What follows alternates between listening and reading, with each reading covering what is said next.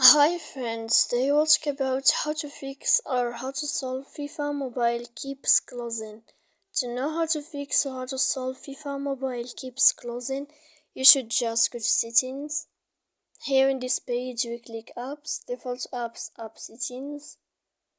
When you'll find this page, you will enter to this window of FIFA mobile. Then in this list of app info, you will click on force stop and you will click OK. Here you will enter to storage.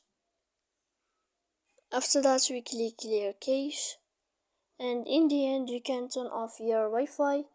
You will wait 3 seconds and you can turn on your Wi-Fi again to fix any problem that you have on FIFA mobile. So please don't forget to support us by like and subscribe.